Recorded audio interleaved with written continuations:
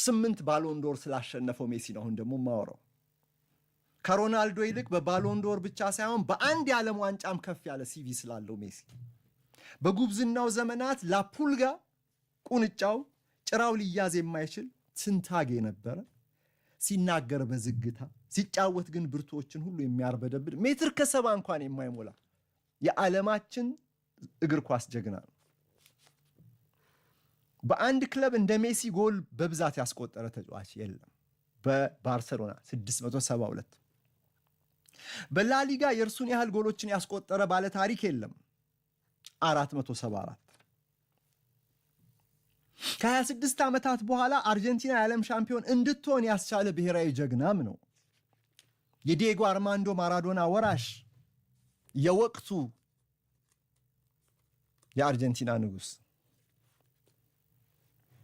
በዓለም ዋንጫ ላይ 26 ጨዋታዎች ላይ ተሳትፏል። 2314 ደቂቃዎችን በዓለም ዋንጫ ሜዳ ላይ በመቆየት ዘለግ ያለ የዓለም ዋንጫን አገልግሎት ለሀገሩ ሰጥቷል።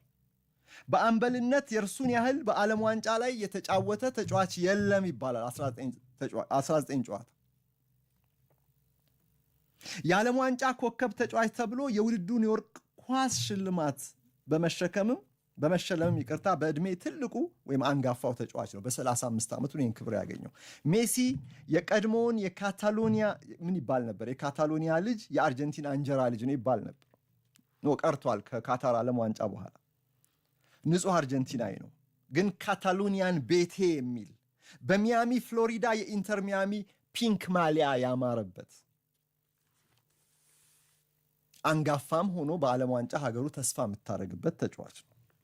የአርጀንቲና ሆኖ የአርጀንቲና ብቻ አልሆነ፣ የካታሎኒያ ሆኖ በሚያሚም የነገሰ በስፔን፣ ፈረንሳይ፣ አሜሪካን ክለቦች ተጫውቶ ከአርጀንቲና ጋር የዓለም ዋንጫን ቢያሸንፍም ሊዮኔል አንድሬስ ሜሲ የዓለም ተጫዋች፣ ወዳጀ ብዙ፣ አድናቂ ብዙ።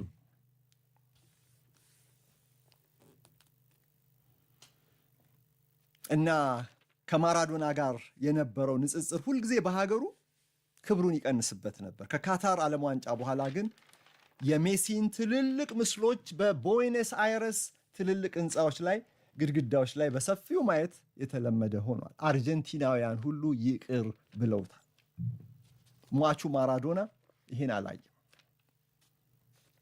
2026 እስከ አርጀንቲና ጋር ይደግም ይሆን ወይ?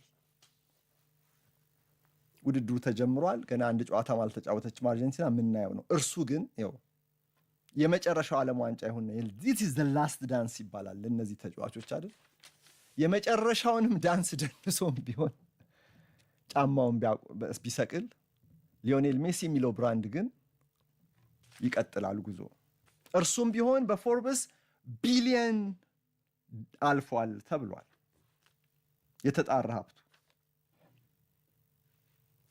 ከዛ ከካታሩ ስኬታማ ዓለም ዋንጫ በኋላ የክለብ እግር ኳስ ማረፊያው ሚያሚ እስኪሆን ድረስ ቀጥሎ ወዴት ሄዶ ይጫወት ይሆን ተብሎ የሜሲ ቀጣይ ማረፊያ ሲያጓጓ ነበር። ከፔዤ በኋላ ክሪስቲያኖን ተከትሎ ወደ ሳውዲ አረቢያ ቢሄድ ኖሮ በዓመት $400 ሚሊዮን ደሞዝ ቀርቦለት ነበር። አልተቀበለውም።